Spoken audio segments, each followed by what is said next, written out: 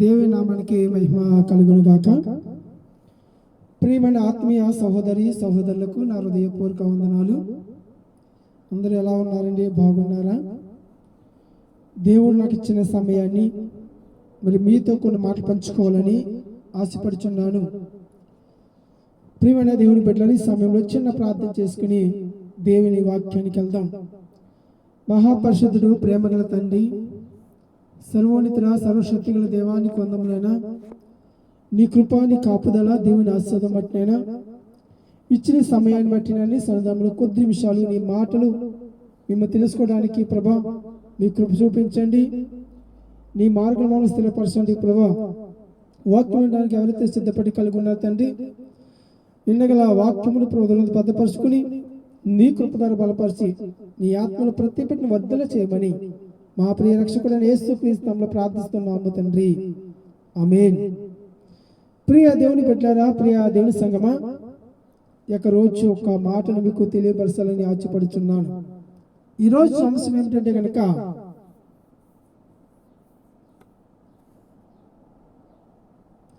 క్రీస్తు బయలుపరచబడుట. మరి క్రీస్తు బయలుపరచబడుట అంటే కనుక కొన్ని సందర్భంలో మనకు అన్ని మాటలు తెలియపరుస్తూ ఉన్నాడు. ఏమిటి అనే విషయాన్ని కూడా మనం గమనిస్తే ప్రియ దేవుని బిడ్డలారా, ఒక్క మాట మనం గమనించాలి. యేసుక్రీస్తు వరకు మనకి ఎలాగా బయలుపరుస్తున్నాడు. ప్రతిదీ కూడా స్పష్టంగానే మనతో మాట్లాడుతున్నాడు. ఎంతమంది మనము గమనిస్తున్నాం?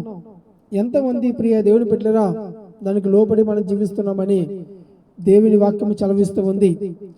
అదే రీతిగా మనం గమనించట్లేదు కనుక మత్తయి సువార్తలో చక్కటి మాట మనకు రాయబడింది. మత్తయి సువార్త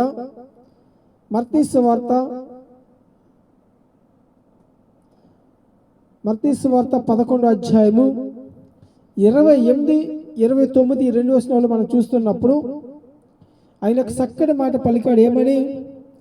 ప్రయాసపడి భారం మోసుకున్న సమస్త జనులారా నా యొద్దకు రండి, నేను మీకు విశ్రాంతి కలగజేతును.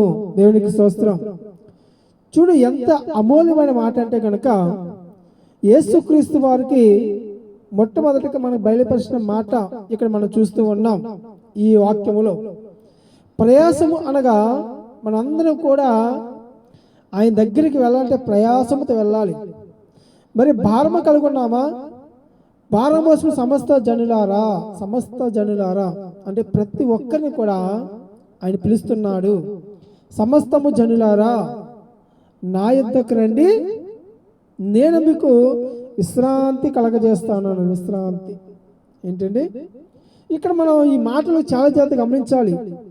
ఆయన దగ్గరికి వెళ్తే ఏం జరుగుతుంది మనకు అసలే అనే సందర్భంలో చాలా మంది ఆలోచిస్తూ ఉంటారు.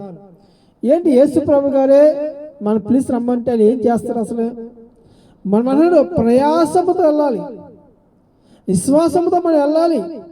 ఆయన వద్దకు వెళ్తే మనకు అనేక సమస్యలు, బాధలు, ఇబ్బందులు అన్నీ కూడా విడుదల పొందుతాయి. ఎందుకంటే ఆయన ప్రతిదీ కూడా మనకు బయలుపరుస్తున్నాడు. ఇది ఇలాగ ఉంటుంది, ఇలాగ ఉండాలి, ఇది ఇలా చేయాలి అని మనకి ఏం చేస్తున్నాడండి? ప్రతిదీ కూడా బయలుపరుస్తున్నాడు. మరి ఈ మాట మనం గుర్తించాలి ప్రియ దేవుని బిడ్డలారా. ఎప్పుడైతే ఆయన యొద్దకు మన ప్రయాసంతో వెళ్ళామో అది తప్పకుండా దేవుడు నెరవేరుస్తాడు. చాలామంది ప్రయాసంతో వెళ్ళరు. వెళ్దాంలే, చూద్దాంలే, లేకపోతే ఏదో చేద్దాం, ఒకసారి ఏంటో అది గమనిద్దాం అనే ఆలోచనలు చాలామందికి ఉన్నాయి. అలా ఉండటం వల్ల ఆయన మనకు బయలుపరిచిన మాటలు అర్థం కావట్లేదు. ఈరోజు మనం గమనించాలి, మనం ఎప్పుడు కూడా ఒక పని నువ్వు ప్రారంభించినప్పుడు, ఒక పనికి వెళుతున్నప్పుడు ఏం చేస్తావు? మొదట నీలో సిద్ధపాటు ఉండాలి. అవునా కదా? నువ్వు పలానా రోజు నీ పని చేయాలని ఏం చేస్తావు చెప్పండి? నువ్వు రాత్రి కాలంలో సిద్ధపాటు కలిగి ఉండి పలానా టయానికి నేను వెళ్ళాలి, ఆ పని చేస్తేనే నా కుటుంబం పోషణకరం ఉంటుంది, ఆ పని చేస్తేనే నాకు డబ్బులు వస్తుంది, ఆ పని చేస్తేనే నాకు ప్రతిఫలం ఉంటుందని ఏం చేస్తావు? ఒక నైట్ అంతా నువ్వు సిద్ధపడి కలిగి ఉంది, అదే సమయానికి అక్కడికి వెళ్తావు. అది ప్రయాసముతో. ఏంటి మన కుటుంబానికి మనం పోషించుకోవడానికి ఇంత ప్రయాసపడుతున్నాం. మరి ఆయన మనల్ని సృజించిన సృష్టికర్త మనల్ని ఈ రీతిగా నిలబెట్టిన మరి ఆయన మందిరానికి వెళ్ళడానికి ఎందుకు ప్రయాసపడట్లేదు ప్రియ దేవుని బిడ్డలారా? ఈరోజు మనం గమనించాలి, ప్రయాసంతో వెళ్ళాలి. చూడండి, ఇప్పుడు నిజంగా నీలో ప్రయాసం లేకపోతే, ఆ పనిని ప్రయాసం వెళ్ళకపోతే నీకు ఆ ప్రతిఫలం ఉంటుందా? నువ్వు కష్టపడితే కదా నీకు దేవుడు ప్రతిఫలం ఇచ్చాడు. నువ్వు కష్టపడితే డబ్బులతో నీ కుటుంబాన్ని పోషించుకున్నావు కదా ఏంటి. మరి అటువంటి ప్రయాసంతో ఈ లోక మాటలకు, ఈ లోకమైన వీటికి మనం తెలివిస్తుంటే కనుక మరి సృష్టికర్త నీకు ఎంత ఇలువాలి మనం అసలు గమనించాలి. ప్రియ దేవుని బిడ్డలారా, దేవుని విషయంలో ప్రతిదీ కూడా మనం జ్ఞాపకం చేసుకోవాలి. ఏమిటి అంటే కనుక ఏంటి ఆయన అంటే మాట చూడండి, నీ వద్దకు రండి అయ్యా, నీ వద్దకు రండి, నీకు విశ్రాంతిని కలగజేస్తాం, చక్కగా మీకు సమాధానం ఇస్తామని చక్కటి పిలుపు అందించాడు మనకి. మనుషులు భారం మోసిన క్రీస్తు ఆయనే. నీ భారం ఎవరు మోయలేదు, ఆయన ఒక్కడే మోస్తాడు మన భారం అంతా కూడా. మనం అనుకున్న పక్క వారు వస్తారు, మోస్తారు, తీసుకెళ్తారు. ఎవరో రారు, ఎవరు తీసుకెళ్ళి మన భారాన్ని. మన పాప భారం మోసిన వాడు క్రీస్తే. మన ప్రతి సమస్య మోసేవాడు ఆయనే. మన బాధల్లోంచి, బంధకులోంచి విడిపించేవాడు ఆయనే. ఆయన తప్ప ఈ లోకంలో ఎవరు మనం విడిపించలేదు. మనం అనుకుంటున్నాం ఒకనొకప్పుడు మన బంధువులు, మన కుటుంబకులు, సహోదరులు ఇలాంటి ఎంతోమంది ఉన్నారు అని ఆశ కలుగుకుంటున్నాం. కానీ ఏ రోజున కూడా అటువంటి వారు నీకు దగ్గరికి రారు ప్రియ దేవుని బిడ్డలారా. కానీ నా యేసయ్య మాత్రము నిత్యము అనుదినమును నీతో ఉంటాడు. ఏమంటాడండి? అనుదినము నీతో సహా చేస్తూ ఉంటాడు. అందుకే ప్రియ దేవుని పిల్లలు, మనుషులు భారం మోసిన క్రీస్తు అంటే ఆయనే. క్రీస్తుకు ఆశీర్వాదముగా ఉండాలన్నా, ఇటువంటి ఈవులు మనం పొందుకోవాలన్నా మనము ఆయన కొరకు ప్రయాసంతో ఉండాలి. ప్రయాసం కలిగి వెళ్ళాలి మనం తప్పకుండా. ఎటువంటి సందేశం లేదు ప్రియ దేవుని బిడ్డలారా, ఖచ్చితంగా మనం వెళ్ళాలి అంతే. అందుకే దేవుడి వాక్యం అంటుంది, మనము అనుదినమును ఆయన సన్నిధంలో మనం ప్రయాసపడుతున్నామా లేదా, మనం ప్రయాసంతో వెళ్తున్నామా లేదా ఒకసారి గమనించాలి ప్రియ దేవుని బిడ్డలారా. చూడండి, ఇక్కడ మనం చూస్తున్నాం 29వ వచనంలో, నేను సాత్వికులను దేన మనసు గలవాడును గనుక మీ మీద నా కాడి ఎత్తుకుని నా యొద్ద నేర్చుకుని అప్పుడు మీ ప్రాణములకు విశ్రాంతి దొరుకును. హల్లెలూయా! ఎంత చక్కటి మాట అండి. అంటే ప్రతి విషయంలో కూడా ఏదైతే మోస్తున్నాడో, అది ఏదైతే మనకి ఆత్మీయ వరముల గురించి మాట్లాడుతున్నాడు. మొదట మీరు నేర్చుకోండి. నన్ను ఎవరైతే వెంబడించి కోరుతున్నారో ఒక మాదిరిగా ఉంచాడు. క్రీస్తు యొక్క బాధకుడుగా ఆ యొక్క స్థానంలో ఉండి క్రీస్తు యొక్క శాంతము గురించి, క్రీస్తు యొక్క విధేయతల గురించి, ఆత్మీయ విశ్రాంతి గురించి చక్కగా మాట్లాడుతున్నాడు ఆయన. అంటే మీ ప్రాణములకు విశ్రాంతి దొరుకును. మనకు అక్కడ సమాధానం దొరుకుతుందండి ప్రియ దేవుని బిడ్డలారా. వాక్యం నా ప్రియ సహోదరి సహోదరుడా, ఈరోజు నువ్వు గమనించాలి, దేవుని వాక్యము పట్ల ఎంత మనం ప్రయాసపడ్డామో. చూడండి, ప్రయాసం ఉందండి మనకి. ఎంతమంది ప్రయాసం అని చెప్పండి. మనసులో అందరికీ ఉండదు ప్రయాసం, కానీ దాన్ని నెరవేర్చేవారు కొంతమంది. దేవుని పని చేయడానికి ఆలోచిస్తారు తప్ప ఈ లోక పని చేయడానికి ఆలోచిస్తారని చూడండి ఒకసారి. దేవుని యొద్దకు వెళ్ళి నేర్చుకోవాలన్నా, మనకు చక్కగా కావలసింది సమకూర్చుకోవాలన్నా సమయం దొరకదు. అవును కదండి, ఆ సమయాన్ని ఇవ్వలేము. ఎందుకో పనికిరాని లోకానికి మాత్రం గంటల దాటి సమయం ఇచ్చి మన జీవితాన్ని పాడు చేసుకుంటున్నాం ప్రియ దేవుని బిడ్డలారా. అంతేకాదు, మీ మీద నా కాడి ఎత్తుకుని నా యొద్ద నేర్చుకుని ఈ మనుషుల ఆత్మీయ వరములు సంపాదించుకోవాలి. నన్ను వెంబడించుకోరు ఎవరైతే ఉన్నారో, నా ఆత్మీయత ఎవరైతే వారికి అర్థమవుతుందో, నాకు బాధ ఎవరైతే ఉంటున్న స్థానంలో మీరు ఉంటున్నారా లేదా ఒక్కసారి మీరు పరీక్షించుకోండి. యేసుక్రీస్తుడు ఎంత శాంతము కలిగిన వాడు, కనికరం గలవాడు. ప్రియ దేవుని పట్లరా, మనలా మూర్ఖుడు కాదు. అంటే జాలిగా మనసు, మనకు దయ దక్షిణ మనకు ఉండదేమో కానీ ఆయన ఖచ్చితంగా ఉంటుంది. నువ్వెన్ని మార్లు ఆయన వేసించిన ఏ సందర్భంలో సరే నేను దేవుడు విడిచిపెట్టడండి. అది గొప్పదనం ఆయనకి మనకున్న తేడా అదే. మనకి ఏదో మేలు జరగకపోతే ఆయన నిందలు వేసేసి నీ సన్నిధికి రాను ఏంటి, ఎవరి మీద కోపము దేని మీద చూపిస్తున్నట్టు. నీకు జరగకపోతే ఆయనకి కారణమా? నీలో లోపం లేదా? నువ్వు సరి చేసుకోలేవా? ఎన్ని మానేస్తాం కానీ ఏదో ఒకటి పెట్టుకుని మాట్లాడుతూ ఉంటాం. ప్రియ దేవుని పెట్టారు. అలా మాట్లాడటం వల్ల ఏమవుతుందండి? మనకు మనమే శిక్ష కలుగుతుంది. ప్రియ దేవుని పెట్టారు. అయినప్పుడు దేవుడు మన అందరూ కూడా విడిపించడానికి వచ్చాడు ఈ లోకానికి. మన చక్కటి విశ్రాంతి కలగడానికి మనకు వచ్చాడు.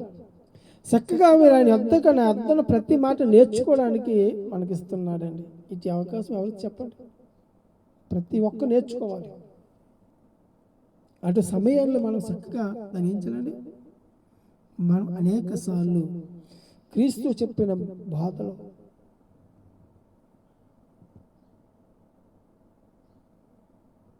అటువంటి స్థానంలో మనం ఉండాలి.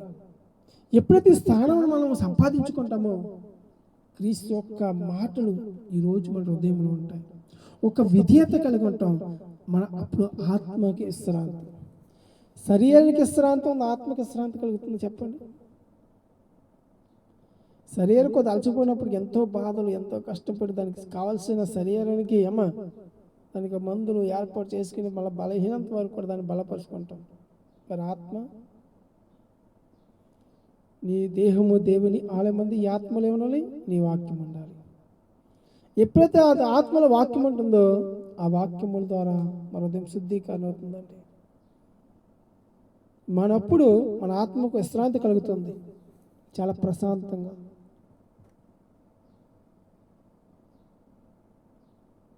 మనం గమనించాలి. ఎందుకు తెలుసండి? మన ప్రతి విషయంలో కూడా ఆత్మకు విశ్రాంతి ఎందుకు కావాలి?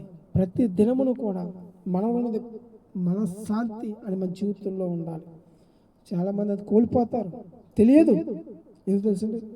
చాలాసార్లు దాని ఇబ్బందులు గురైపోతూ ఉంటారు. అందుకే అన్నాడు, నేను స్వార్థకుని దేని మనసు కలవారినయ్యా, కనుక నా మీద మరి మీ మీద నా కాడి ఎత్తుకొని నా యొక్క ప్రతి విషయంలో మీరు నేర్చుకోవడానికి ప్రయాసపడండి.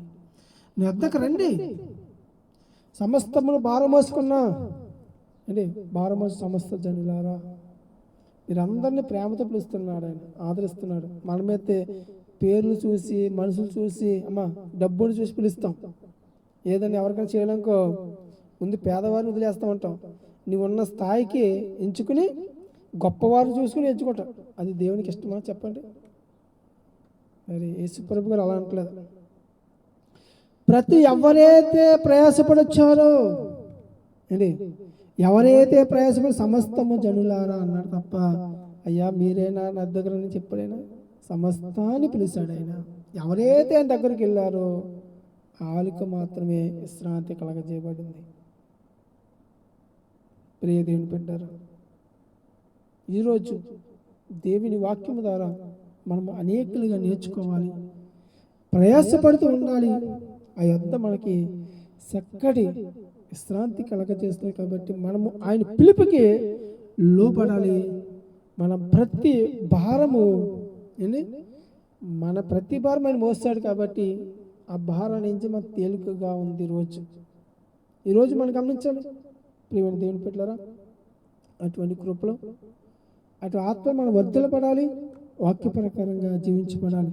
ఎప్పుడైతే మన ప్రయాసం ఎంతమంది పరలోక రాజ్యము అనేక సార్లు మనం ఈరోజు ఎంతోమంది వెళ్తారు, బాధపడుతూ ఉంటారు కాదు, కానీ బలత్కారం చేయవారు అనేక మంది పరలోక రాజ్యంలో ఏం చేస్తారండి? ఆక్రమించుకుంటారు. చాలామంది ఇక్కడ వెళ్ళిపోతారని ఊహల్లో వెళ్ళిపోతూ ఉంటారు, ఊహల్లో మాట్లాడేస్తూ ఉంటారు. ఏంటి వారి శరీరం మాట్లాడదు, ఆత్మబలం వాళ్ళ మధ్య లేదు. నేను పరలోక రాజ్యం అందరూ వెళ్ళిపోతారు. ఎక్కడ వెళ్ళిపోతారండి? పరలోక రాజ్యం అందరూ వెళ్ళిపోరు. అందులో మనం అందరూ కూడా చక్కగా మనం జీవించాలి, అనేక మనం నేర్చుకోవాలి. మనం ప్రేమించే ప్రతిదీ కూడా ఏంటి దేవునికి ఇష్టమైనదిగా ఉండాలి. దేవుని ద్వారా ప్రకారమే ఇది నెరవేర్చబడుతుంది. ఇది ఎవరి వల్ల నెరవేర్చబడదండి. ఇది మొత్తం మనం గమనించాలి. ఎప్పుడైతే మాట ద్వారా మనం జీవించబడతామో ఆత్మీయంగా మనం బలపడతాం. ప్రియ దేవుని బిడ్డలారా, మన ప్రతి దినమును ప్రకటించబడుతుంది దేవుని వాక్యం ద్వారా మనం బలపడాలి, ఆత్మీయలో కలిగి నడుచుకోవాలి. ప్రియ సహోదరి సహోదరుడా, వాక్యం అంటే ప్రియ దేవుని బిడ్డల నిత్యము అనుదినమును కలిగి ఉండాలి. అందుకే క్రీస్తు మనకి బయలుపరచబడుతుంది. కాబట్టి మాటలు మన బయలుపరిచిన ప్రతి మాట విని దాన్ని గ్రహించుకుని ఆత్మలు మనందరం సమృద్ధిగా ఉండాలని ప్రభుపేట మనం చేస్తున్నాను. ప్రియమైన దేవుని బిడ్డలారా, దేవుని విషయంలో మనం చాలా జాగ్రత్తగా ఉండి ఆయన కృపలో మన ఆత్మలు మనందరం వర్ధల చేసి ఆయన కృపా కాపుదల ఎల్లప్పుడూ మనందరికీ తోడే నడిపించును గాక. ఆమేన్. అందరికీ వందనాలు. God bless you.